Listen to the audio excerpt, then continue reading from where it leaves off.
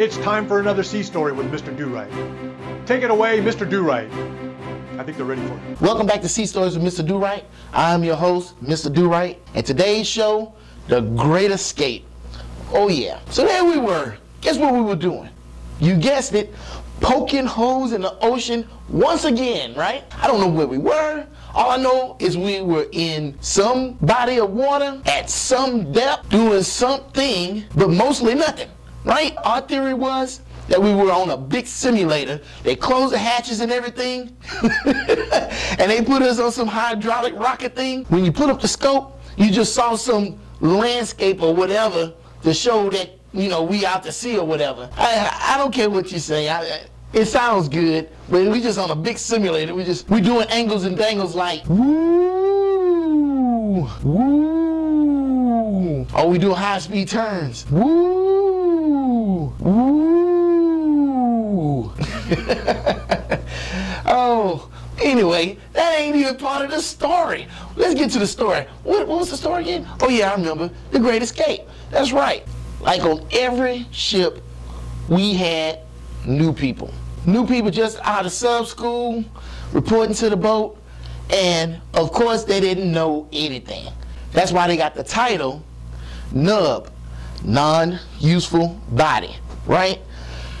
And most of the time the nubs got the easiest job, but it's kind of funny, you know. Most of the time the first job that a nub gets, or I don't want to say nub because I didn't like that term when I was in, but the junior personnel just coming to the boat, the first job they get, besides cranking in the mess decks, is riding the sticks, which are the helms and planes.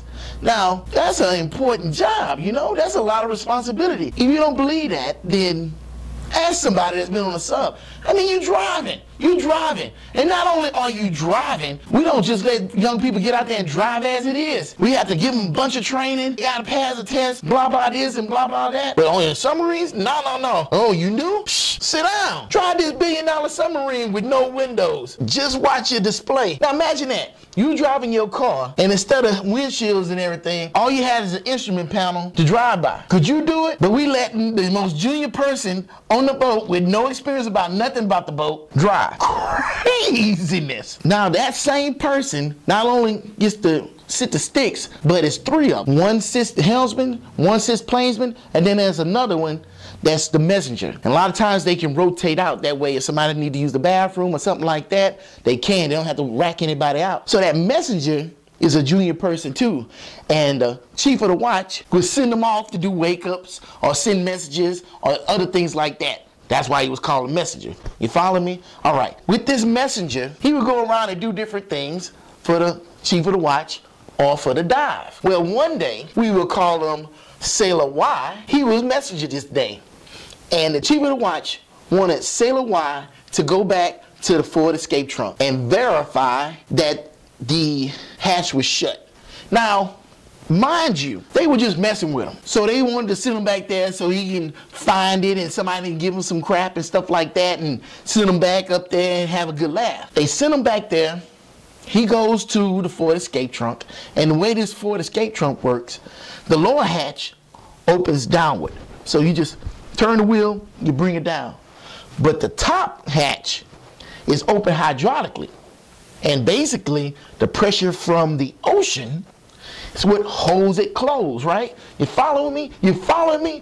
Boy, you're gonna be ready for qualls. Boy, you're gonna be ready for your board after this. This guy, not knowing anything about the boat, not knowing anything about this forward escape trunk, goes over to the hydraulics, unpins it and everything, and he's gonna make sure that the hatch shut. And he thought if he pumped it a bunch of times, that it would make it that much more shut. So he's pumping, and then he's pumping it. Pump, pump, pump. Now he's fighting a shit ton of ocean pressure on the other side of that hatch, right? But he's pumping it. He's gonna make sure it's nice and tight. So happens somebody walks by and sees him just pumping on this hydraulic pump that opens up the hatch, right? And they look at him like, what are you trying to accomplish here? Oh, don't worry about it, Petty Officer. I'm trying to get this thing nice and tight. It's almost there. I still feel some resistance.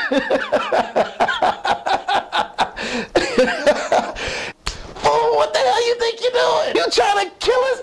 Were you trying to get out of here? You must be trying to escape or something. Oh man, we laughed about that. You know the only person who didn't laugh about that was the chief of the watch, the person who was sitting there in the first place. After that, he was the designated qualifier for Sailor Y. You know?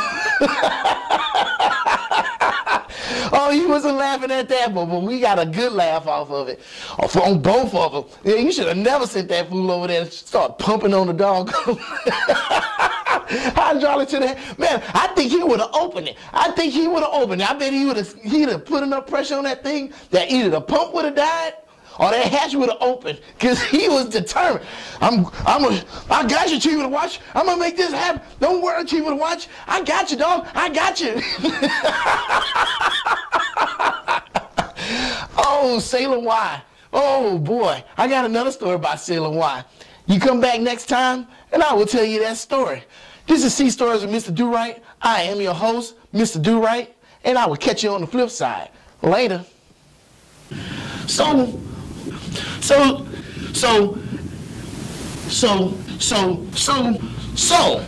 there's that so again. Get out of here, so.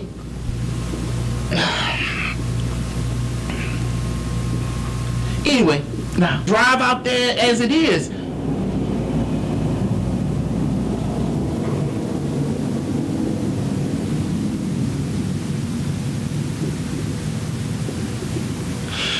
Or the cow, we didn't call them cow.